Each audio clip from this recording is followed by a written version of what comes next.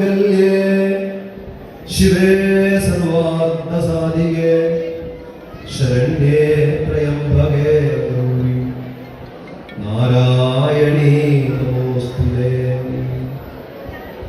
അവ്യയൻ ശിവനുമാദിദേവിയും ദിവ്യരാം ഗുരുമനുക്കദേവരും ഭവ്യമേകുകനിഞ്ഞു നിത്യമേ നവ്യദമ്പതികൾ മേലനായിരം.